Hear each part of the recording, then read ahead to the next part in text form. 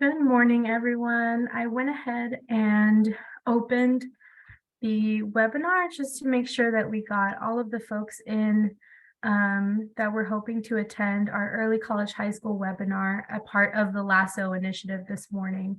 So I'm going to go ahead and allow a little bit of time before we get started on the ECHS planning application webinar.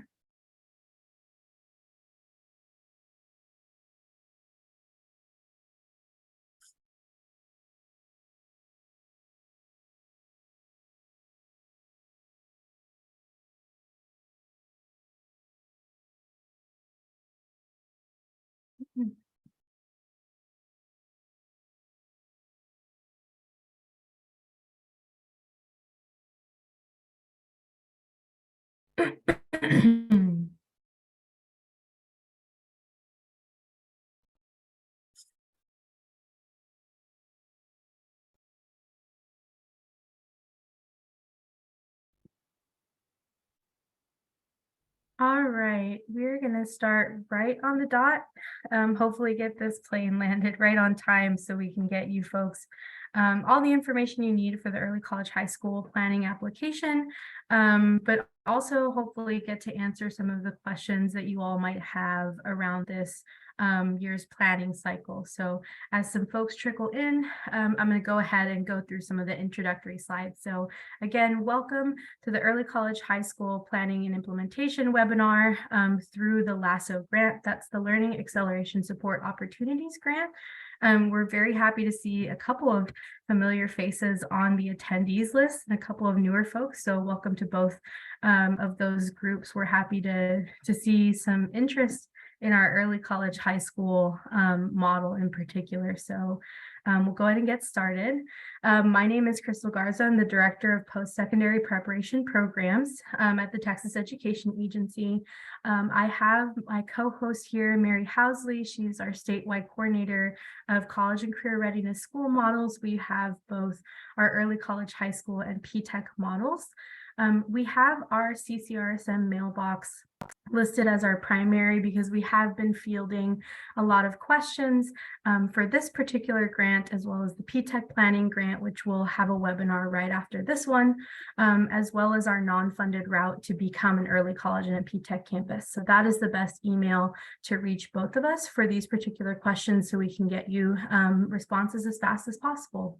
We also have some folks on the call from our really wonderful LASO team. They'll be behind the scenes, but if you also have questions, I believe we have the LASO email on one of the slides. So going to go through some of the agenda and FYI pieces for today's webinar. We've already welcomed you into the session, done some introductions, and so the next couple of slides, we will go over an overview of the LASO grant, all of the different initiatives that you can also apply for, then focus a little bit more on an early college high school deep dive, some of the program description pieces, what it takes to implement one of these models, if you are an eligible campus to implement one of these models through the grant, key commitments that you will have to do as an early college high school planning grantee, but also as an early college high school campus in general, how we will be scoring some of the applications as they come in, if there's an interview period, what kind of criteria that looks like, and of course, allowable expenditures if you are a early college high school grantee. Then afterwards, we'll save some space for what some of the next steps are for the early college high school planning and implementation grant, and hopefully get to Q&A a little bit with some of the questions you might have overall for this initiative. Just wanted to make sure of a couple of FYIs. If you do have a question, please drop them in. Like I mentioned, Mary Housley, our statewide coordinator, will be assisting in that, and we will attempt to answer any questions that may come in as they do. This session is being recorded, and the slides will be posted on the LASO website at the end of the week of 11/18, which I believe is next week. So once all of the webinars have been conducted, like I mentioned, our LASO team will be going through some of those pieces to get that over to you all by next week. So what is LASO? Based on some of the previous iterations of T-Class, which a lot of districts might be familiar with, TEA is working to continue to provide streamlined grant opportunities. And in this particular instance, we are doing so through LASO. So you'll hear that acronym quite a bit. That is the Learning Acceleration Support Opportunities grant cycle. So through LASO, we have approximately $110 million in funding and supports that will be made available.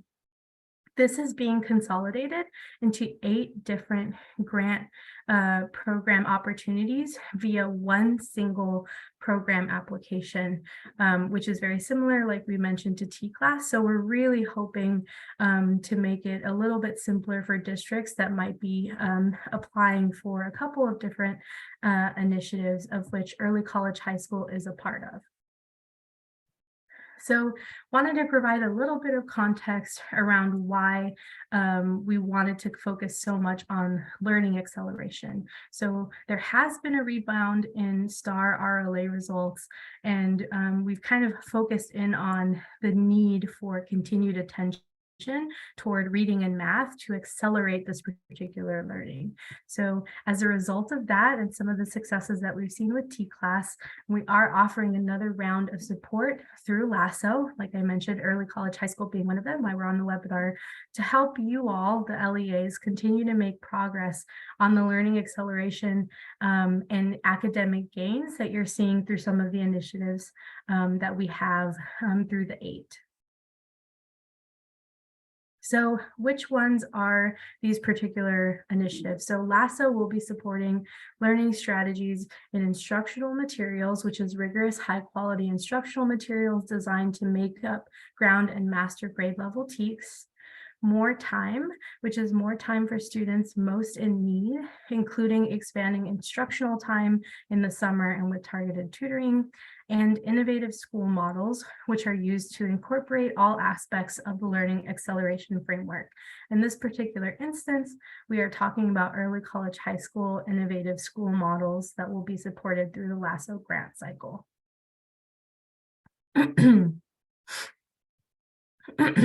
So like I mentioned, not necessarily focusing on the other 2, but looking at instructional materials, more time, and innovative school models. So just to iterate again, there are really 8 really wonderful grant opportunities embedded in these learning strategies: instructional materials, strong foundation implementation supports, strong foundations planning supports, technology lending grant, blended learning grant for more time, ADSI planning and execution program summer, and innovative schools, P-Tech initiatives, Early College High School, and School Action Fund. So after this particular webinar later, we will be hosting the P-Tech planning and implementation. Mary and myself are the leads on those particular grants, so you can reach out to us through our mailbox. So want to make sure that everyone is familiar with some of the grant timelines. I believe there's roughly 45 days to complete the application for all of these 8 initiatives. So currently we're going through our general webinar sessions. We're kicking it off with this first one for Early College High School. We had the general webinar sessions, which are available on the website. We're currently having our program webinars this week. And currently the application window is completely open through December 22nd. Our LEA FAQ deadline is December 1st. I just want to remind everyone off the top that this is a competitive grant. So you're going to want to make sure that you ask some questions in our Q&A portion, and any other questions that you might need answered, to please send them in as soon as possible so we can make sure that we add those to our FAQ document. That is going to be one resource that's going to be really critical to answering some of the questions that we might not get to today on today's webinar. For the January 1st through the 30th window, we will be scoring vetting and interviewing where it is appropriate for our early college high school initiative. So a lot of components that we're going to go through, like eligibility, that will get you to the scoring, vetting some of the pieces that we asked for in the narratives, and then ultimately interviewing if we need to. The anticipated award announcement will come February 7th through the 14th. So we're looking forward to adding on 10 early college high school planning grants. eGrants ADC application will run from February 7th to the 28th. And through that process from February 13th, we will be reviewing, negotiating, and issuing the NOGA to those campuses that receive this grant. So again, this session is being recorded, so you can absolutely reference back to this or see our website for more information. So a little bit more about the application. We do want to make sure that you get all of the details in that you need to and involve your superintendent where appropriate. So this window definitely runs into some of the winter break that might be going on throughout the state of Texas. So a big piece of it is wanting to make sure that you all have as much time as possible to complete the application. So the application unique link was emailed to your district superintendents on November 7th. So you're going to want to make sure to connect with folks that have access to that unique link to make sure that you're completing the appropriate application to be considered for an early college high school early college high school planning grant. If the LEA is unable to receive the application link in the superintendent email, an LEA can refer to a form posted on LASO website to acquire a new link. We want to make sure that we reach out to some of the folks at the district office before we reach out to this particular form, but LASO, all the folks at LASO are really great to help. So they're always willing to reach out, but just make sure to check in with some of those district folks for that particular unique link. A PDF of the application was posted on the LASO website on November 7th. However, formal submission of the application will be through the Qualtrics application survey. So quick pro tip, converting that PDF to a Word document to have some folks kind of pre-type any of those pieces. I've found that districts have a really easy time kind of going back and forth on the PDF so that they can make sure that their Qualtrics pieces fit in perfectly once all the submissions need to go through. Change requests and declines. So to accommodate for some of the unique circumstances with T-class, emergency relief fund, the previous grant cycle for change requests, decline options, those were provided to LEAs previously. However, with this new LASO grant, we are no longer operating under the same emergency circumstance. So LASO will be anchored in informal discretionary competitive grant processing. So I know a lot of folks are very familiar with the competitive grant process, and changes and declines are not going to be advisable for the LASO grant. So if declines are requested, they will be considered on a case-by-case basis for districts, and we need to be aware that this could raise your district's federal grant risk level in the upcoming year. So part of the reason why we have these program webinars and really thorough FAQs is to make sure that folks are comfortable with some of the program requirements and key commitments, which we'll be reviewing shortly, to make sure that we're really intentional about any change requests that might come your way for implementing any of these models. So from here to the time the application is submitted to receiving the award, program staff like myself and Mary, as well as LASO, are here to help you and guide you through not having change declines be advisable. So we're going to go ahead and deep dive into the early college high school model, the planning grant itself. Just want to remind some of the folks on the call that you can put questions into the Q&A function. We are going to try and answer them as best we can throughout, as well as any lingering LASO questions. We do share these with the folks there to make sure that we get your questions answered. So for our early college high school high-level overview, like I mentioned, this is an innovative school model incorporating learning acceleration throughout the implementation of these particular campuses. So want to go over some of the logistical pieces of this. We have allocated about $1 billion. The award for a early college high school planning grant is $100,000 for one district. We anticipate awarding 10 districts or LEAs with $100,000. That is how much we have allocated. An estimated timeline for how this kind of works. So with early college high school campuses, we have a mandatory what we call planning year.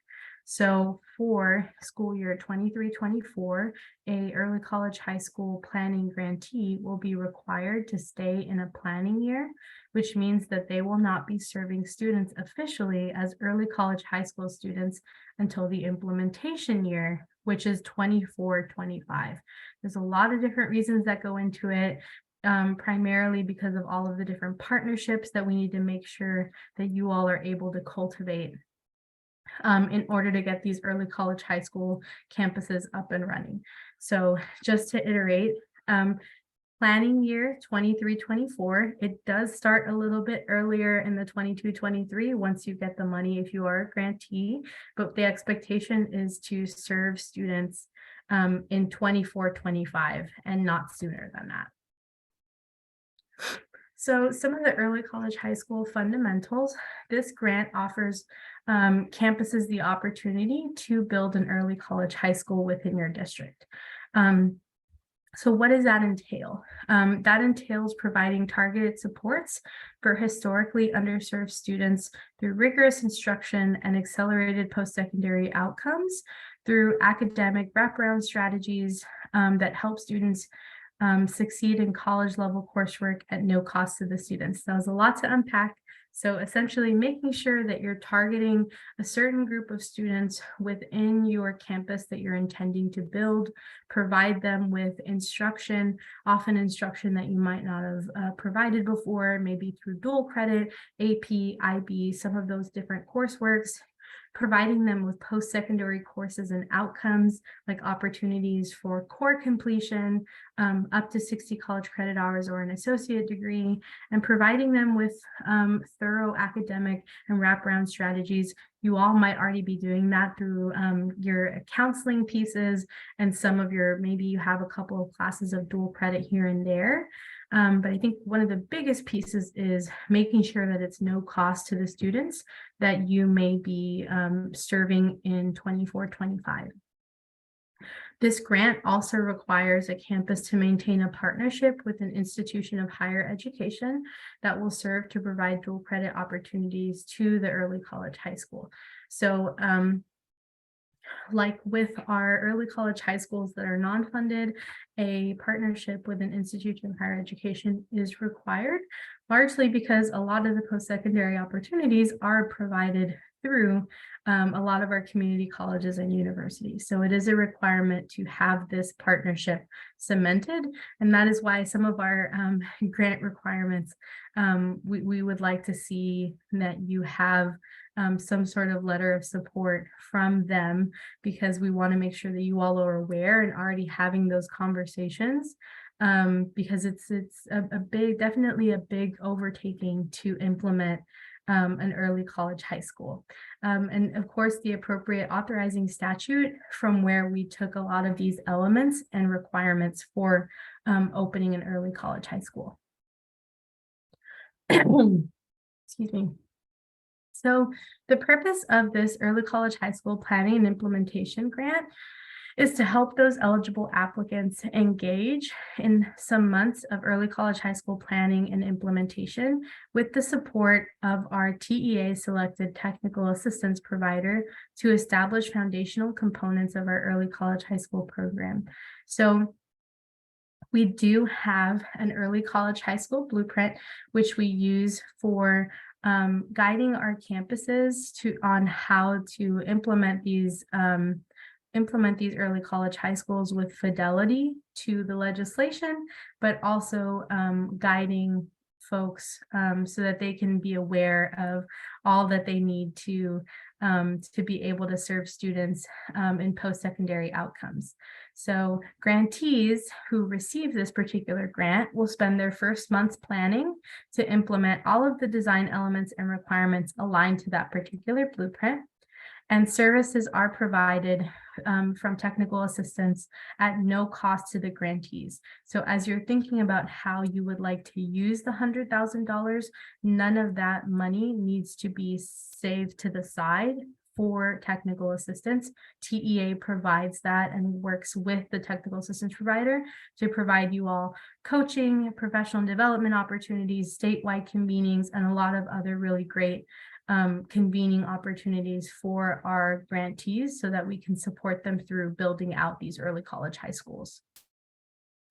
A district may implement an early college high school program that is either a whole campus model, a standalone campus model, a school within a school model, or any other model that you all might need to kind of negotiate with TEA. We work through a lot of those pieces. So a lot of the time, early college high schools are small learning communities. Most of them are school within a school, but sometimes we know districts and campus want to dedicate an entire student population to the initiative of early college high schools. So whatever model that needs to fit your needs for the early college high school planning period, a big part of why we have a planning period is to figure out a lot of these particular details. And planning grants funds will be used to support campus needs for establishing any of the elements mentioned in early college high school. So a little bit later, we will be talking about some of the allowable use of some of these funds. So like I mentioned, what are some of the core pieces of the early college high school planning and implementation grant? So LEAs will engage in about 29 months of early college high school model planning and implementation of those design elements and requirements based off of the early college high school blueprint. We do definitely target in on something that we call crosswalks. Mostly because a lot of the courses that are being offered to students through your campuses and districts are very rigorous and aligned to post-secondary outcomes.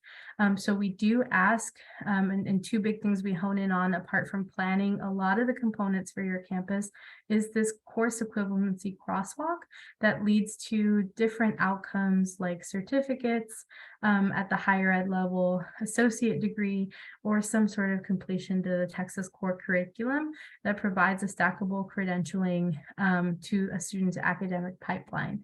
And something else I always like to mention is that a lot of the early college high school design elements, requirements, and building blocks also align to things like accountability for CCMR and outcomes bonusing. So another consideration as your district is iterating on whether it makes sense to implement an early college high school program.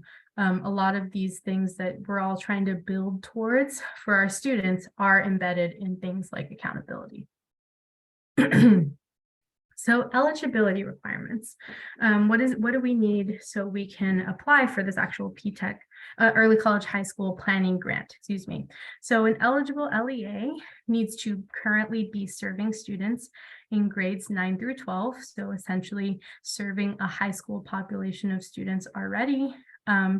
Or you will begin serving students in grade 9 or grade 9 and 10 in the first year of implementation in 24-25, and will progressively scale up by adding at least one grade level per year after the first year of implementation. So if I have any folks on the call, and we've had this question before, we're a district that doesn't currently offer a high school grade 9 through 12, but we are intending to have a high school in 24-25, you are eligible. That is what that second bullet means. So do get that question quite a bit when we have districts that are intending to open a high school. So definitely keep kind of iterating on that eligible LEA status. Folks that are ineligible for this particular grant are recipients of previous planning and implementation grants, the 21-23 Early College High School Planning and Implementation Grant and the 22-24 Early College High School Planning Grant are not eligible for this particular grant for early college high school.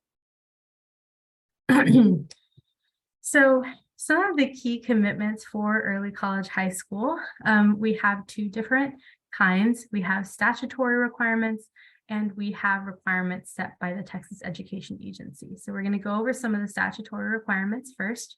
I do want to mention off the top that things that are in our key commitments and program guidelines for early college high school can also be found in our early college high school blueprint.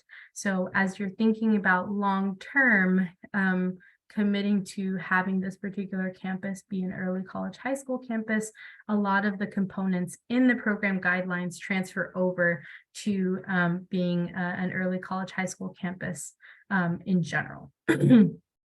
So we're going to go ahead and start with the first one, which focuses on student recruitment and enrollment processes and requirements.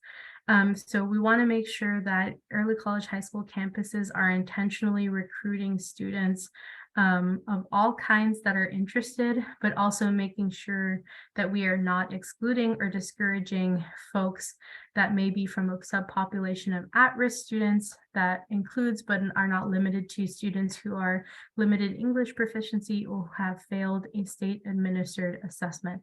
So making like we mentioned, you will be provided technical assistance coaching and guidance through some of these requirements as well. But off the top, we want to make sure that as you're building or thinking about opening one of these early college high school campuses, that you're thinking of the student in mind first. And where are we going in terms of recruitment and enrollment of the students that you have in your community? The second thing we wanted to make sure about is that you're providing students with the opportunity to participate in not only earning a high school diploma, but also opportunities to earn an associate degree or up to 60 college credit hours. So again, part of the reason why we put some of those course sequencing at the forefront, because we want to make sure that students have the opportunity and access to these particular milestones. The third statutory requirement is entering into some sort of agreement, MOU, with the higher ed partner, that's accredited by a national or a regional accrediting agency recognized by the Texas Higher Education Coordinating Board in accordance with 19 Texas Administrative Code 74.25. So in a big kind of nutshell of it, we want to make sure that a lot of the time you're already partnered with a higher ed partner, but we want to make sure that if you're applying to be an early college high school, you're communicating your intentions to this particular partner, that you might be expanding your opportunities that you're going to be providing to your students through early college high school, because it is truly an expansion of some of the pieces that you might already be offering. So making sure that your partners are very invested and are aware of some of the intentions of the early college high school, even just applying for the planning grant. So some TEA requirements that we have that aren't necessarily in statute, but we've found very effective to implement one of these early college high school programs. And that first one is having early college high school campus establish a leadership design team. So as you're applying for the grant, it might be your superintendent, some folks at the district office, maybe a chief academic officer, maybe a CTE director, but thinking holistically about where you might put your early college high school campus in the future, maybe including a few key members from where you might put that campus on a leadership design team will be really critical to making sure that as you're building this campus, it fits to the needs of that campus, the district, and the community at large. So one of the key requirements for TEA is establishing that leadership design team to make sure that you're preparing the campus for all aspects. Maybe you're building on a campus that already is a traditional campus, it's comprehensive, but you're building a small learning community. Maybe you have a smaller campus that is going wall to wall. It's standalone, 100 students per cohort.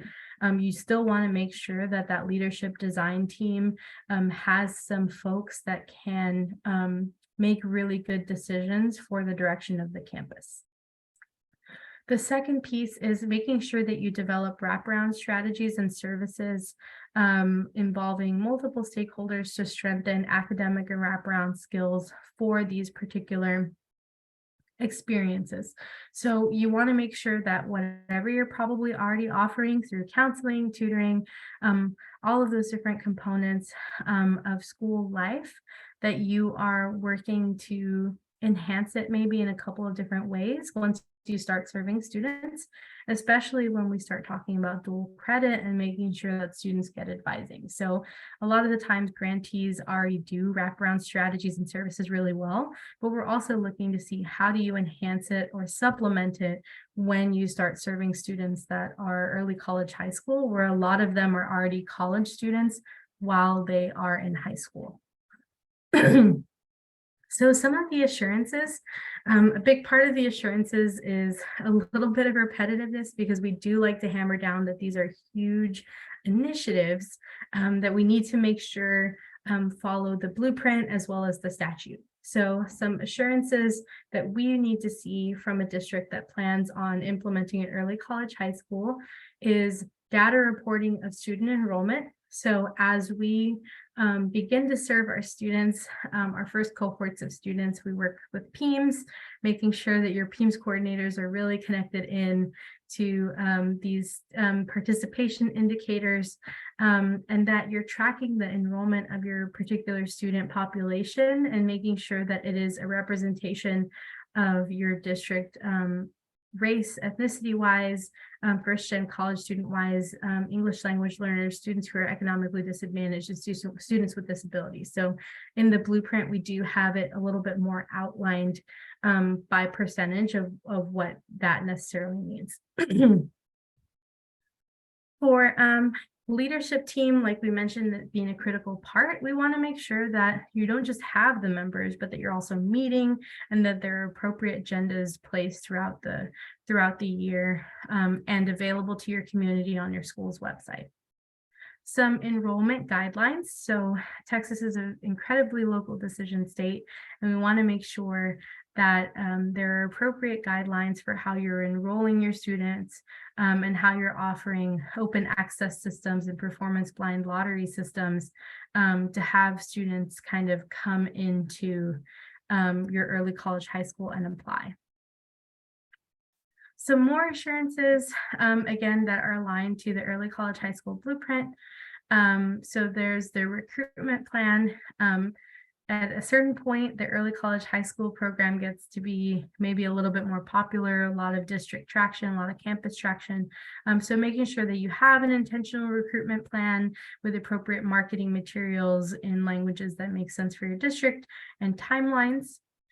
Stakeholder input about the particular early college, high school. We find that a lot of our campuses actually send and do a lot of studies on whether the community feels that they need an early college, high school. So that's always something we want to make sure that if you do need that, we implement that. For academic year, every single year, we want to make sure that there is a signed and dated MOU while you are serving students. So common question that we get is, do we have to have a current MOU when we submit the early college, high school planning application? You don't, but we still do need some sort of letter of support from your higher ed so that we know that they are aware of what you're moving towards. When you begin to serve students, we expect there to be a memorandum of understanding where it's appropriate and some sort of articulation agreement that has topics that address things like curriculum alignment, instructional materials, instructional calendaring, courses of study that lead to some sort of post-secondary outcome, student enrollment and attendance, grading periods and policies, administrative statewide assessments, data sharing policies and procedures. Just want to make sure to mention that this sounds like a lot, possibly a new different MOU, but I just want to reiterate that a lot of folks that do already work with community colleges or universities will likely have an MOU that's aligned to a couple of these components, if not all.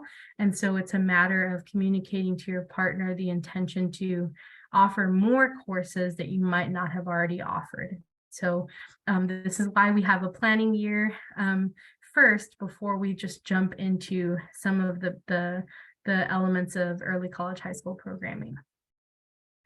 One of the last pieces for assurances is making sure that you plan for those wraparound strategies. So I think we've said and mentioned this quite a handful of times, a lot of the time, because we know that without these services, students wouldn't be successful. You can plan as much as you need to for course sequencing, but if a student doesn't have any sort of mentoring or supports for intervention or acceleration, student might not be as successful as they could be in these particular programs, as well as counseling, parent outreach, and peer mentoring. So a lot of different components that go into it that, like I mentioned, might already be prevalent in your particular campuses, but making sure that they are specific to serving an early college student that is a little bit more accelerated.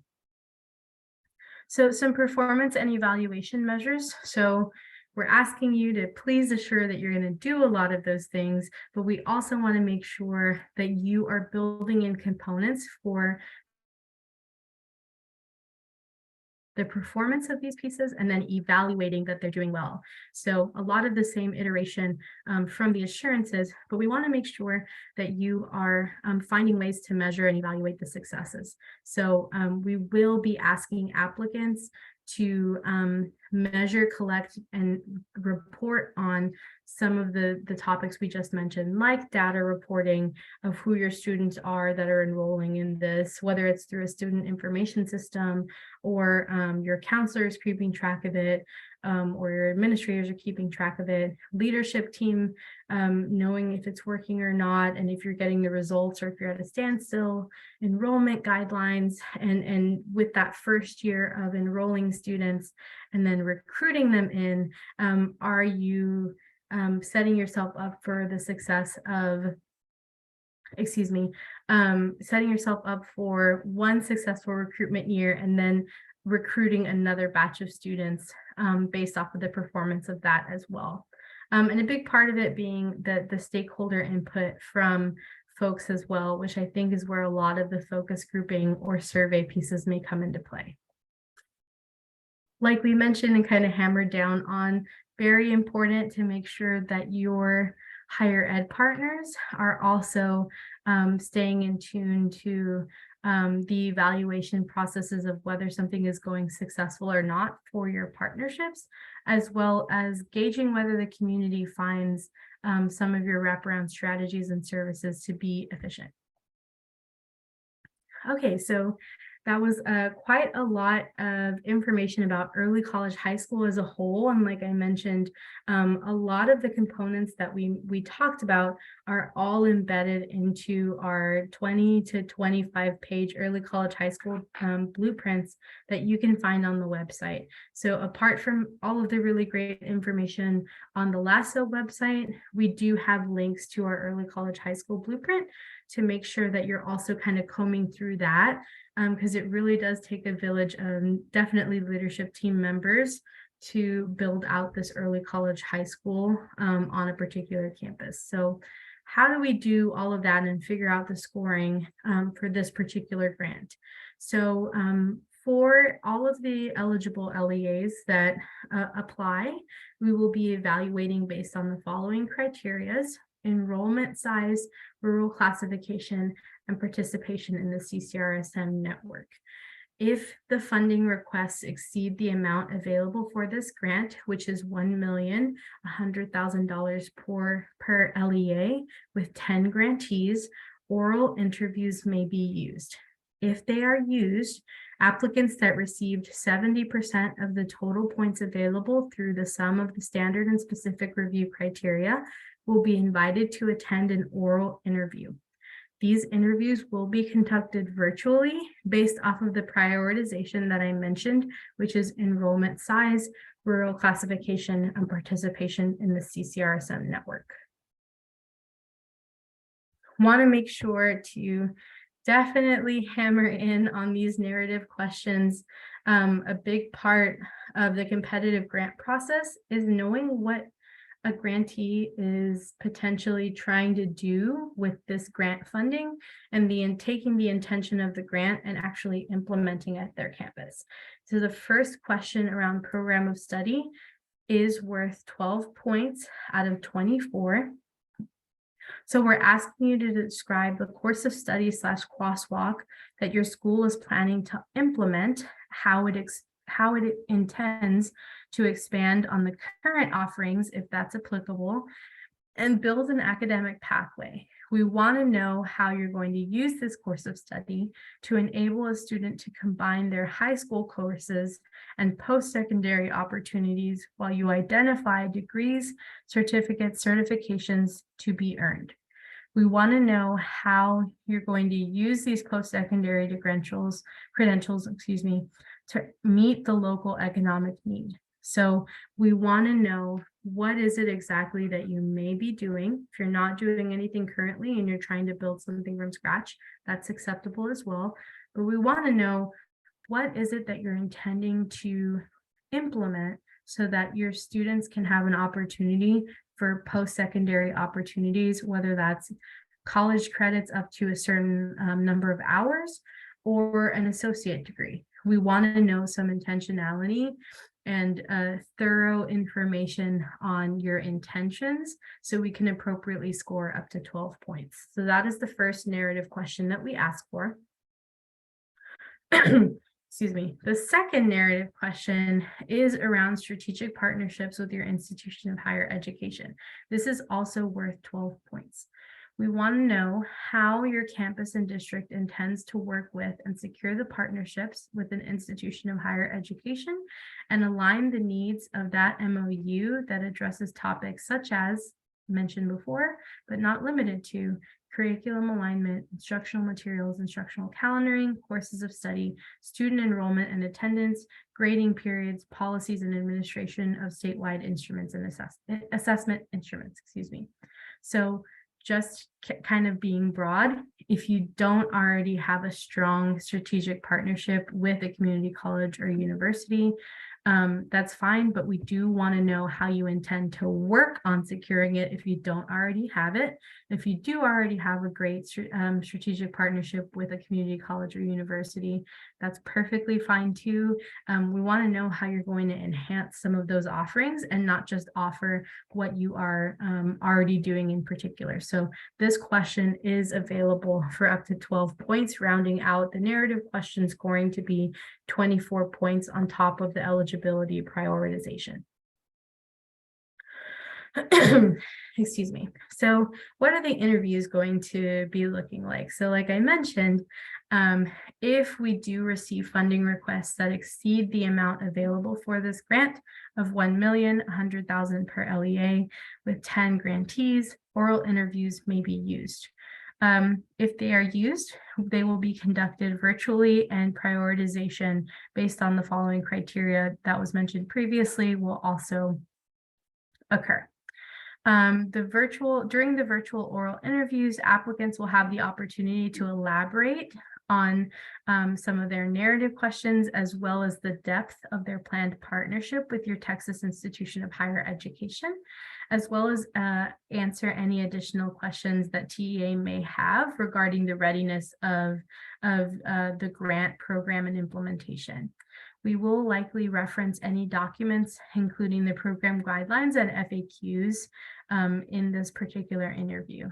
If the funding requests exceed the amount available, we will use this process accordingly. And we also want to mention that an authorized official and any additional potential early college high school leadership team members should attend the interview. Just as a reminder, you've gone through the process of applying, sent narrative questions and assurances, and you want to make sure that whoever's on your virtual oral interview is going to be able to portray your intentions very clearly of what you would like to implement for this particular model. So it's definitely best to have folks that are appropriate and that have a really clear vision of how you would like to implement an early college high school. So what are some of the allowable and non-allowable expenses? Early college high school is pretty open. It is GR funded or general revenue funded, so it is a state grant with allowable expenditures such as curriculum planning and development, convening of leadership team, including travel, limited travel for leadership team to visit exemplary schools. We have close to 545 early college and P-TECH and T-STEM academies currently. So we do have a vast network of folks that are happy to have people come visit. Teacher professional development for implementing new things. Early college high school is very steeped in college readiness and preparation. Salaries for instructional staff, teacher credentialing, equipment necessary, salaries generally, such as for counselors, career counselors, salaries for dedicated program directors and administrators, field trips where appropriate for early college high school students, extra duty pay, and supplies and materials for advisory councils and leadership teams. Some unallowable expenditures at a high level: out-of-state travel, travel costs for officials, cost of membership in civic and community organizations, food, beverage, snacks, debt service, and audit services. So, like I mentioned, pretty broad and open for the allowability for early college high school. A lot of expenses that overlap with general administrative expenses for a traditional campus. So wanted to end again on some of the important timeline and application processes so you don't miss out on some of these pieces. The application window is currently open through December 22nd. So some of the components that we mentioned that are really critical, like the narrative questions and some of the letters of support pieces, you want to make sure that you have all of your ducks in a row before December 22nd. It is quite a lot of things to go through. We are currently in the program webinar session of this. We will also have another early college high school webinar as well as a recording available for this particular grant. So you're definitely going to want to check this out, forward it to a couple of people to make sure that they're also on board with some of the timeline pieces as well as the early college high school pieces to implement. The LEA FAQ deadline being December 1st. So just please make sure to keep your eye on that and submit questions where appropriate. The scoring, vetting, and interview window will go through January 1st to the 30th. So please make sure that once you're kind of submitted your application, you're kind of sitting, waiting to be aware of getting for the possibility for an interview and getting all of those folks in. Reviewing, negotiating, and having the no-go window go through February 13th through April 13th, and starting early college high school planning year as soon as the grantees are awarded. So we do work to match you to a technical assistance provider fairly quickly, knowing that we may be awarding the early college high school planning grantees somewhere in February. So we just want to make sure definitely that you will have your superintendent's signature kind of locked and loaded for this particular application cycle. You will not be able to proceed, complete, and formally submit the application unless you have your superintendent's signature. So if you are an LEA faced with a unique circumstance and require an accommodation, please reach out to the LASO at tea.texas.gov website for more clarification. We want to make sure that you're submitting those applications on time. So if you do have a unique circumstance, it's best to reach out to them ahead of time to make sure that you're not you meet the requirements to apply on time. So want to make sure to offer some office hours with myself and our statewide coordinator, Mary. We will be having office hours to receive further technical support and high-level guidance for these particular early college high school planning grants. So the topics will include technical assistance on submitting your applications, referrals to TEA resources like we've mentioned throughout this webinar, as well as high-level reviews of dates, timelines, and estimated funding. So those office hours will take place on Friday, December 2nd from 1 to 2 p.m.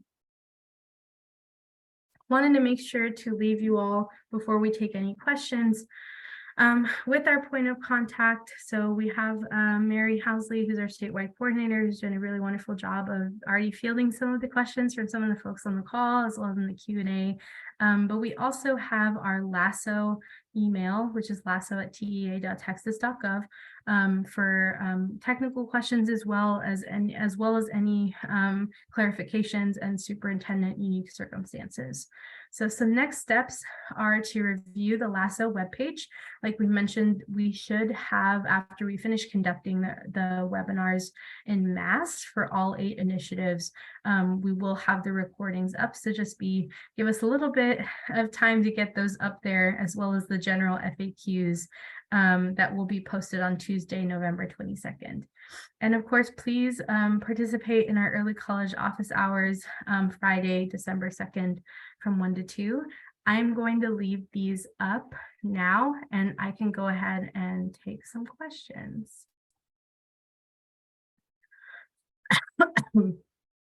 I will take some in the chat that I know that are already answered. So one of the questions is around needing an IHE partner when we submit the application. So we do need a partnership with a higher ed that is required. You're going to want to make sure to have that as you're submitting it. In previous iterations of the grant, we required a higher ed partner as well. It's just a big part of this particular model. Can an early college high school campus partner with more than one higher ed partner? And yes, you can partner with more than one higher ed partner as long as they are nationally or regionally accredited. So we are currently a PK 8th grade district, and we want to start an early college high school for our students. Do we qualify for this grant? As Mary mentioned, if you all follow through and intend to serve a high school population in 24-25, you would be eligible for this particular grant. Just keep in mind, definitely, as you're going through it, that as a district, you are committing to being a high school campus by that time. Currently, who are the approved technical assistance providers, TEA staff, ESC, and for other vendors? So Mary did put a link to the state approved vendor list for early college high school. We work currently with Educate Texas to provide, if a district would like to use some of their grant funding for additional technical assistance, whether that's contracted services or consulting, you are absolutely able to do that with the vendor that you need to. I think there's some questions that came in that might be unanswered. I believe the office hours will likely be available on the LASO website. So keep an eye out for the LASO website in the next week or so to see that link. Oh, no, you're fine. Any questions are definitely open for that. No worries. Is $100,000 the max award, the same whether the district applies for one school or up to 3? So it is $100,000 per campus. But as you can see, I know there's a high level of interest, so we'll just have to see how the prioritization and eligibility and scoring comes out. So it's $100,000 per campus, not per district. So you don't split that $100,000 over the 3 schools. That's just $100,000 for one school. Program guidelines state narrative questions will be scored over 24 points. Can you clarify that? Is 12 points per question minimum? Is there a maximum? So 12 points per question is the maximum. So actually per question, it's about 3 points per. So I think there's a couple of points like describe this, describe that. And so we have kind of like a little bit more like on a scale of 1 to 3, how did they describe this particular section out of the 12? So there are 12 points maximum.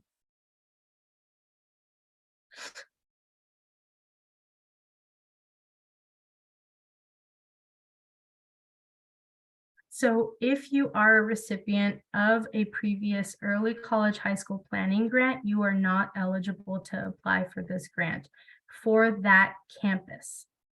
If that particular campus received an early college high school planning grant, you are not eligible to apply. If you are a district hoping to put another early college high school campus on a different campus, then you are eligible to apply. So it all comes down to what CDC and high school number you are intending to put this grant on. If you're hoping to get additional funding for a campus that you already received funding for from the other early college high school planning grants, you are not eligible to apply. Yeah. I want to thank everyone that has been on the call. Again, I know I saw a couple of familiar faces, so I want to thank y'all and all of the newer folks that are just hopping in. We do have our PTech planning and implementation webinar right after this. So I'm going to go ahead and hop out. Will these FAQs be published in the published FAQs? Yes, they will definitely be included there. Like I mentioned, we're working with our really wonderful LASO team to get those pulled for you, as well as this particular recording. So I'm going to go ahead and hop out of this session. For any of the folks that I'll be seeing in a couple of minutes here, I'll welcome you again. Just to recap some of the next steps, look out on the LASO webpage for those FAQs, as well as the recordings and office hours recording. But thank you all so much for hopping in. We look forward to getting some really wonderful applications. So have a wonderful day.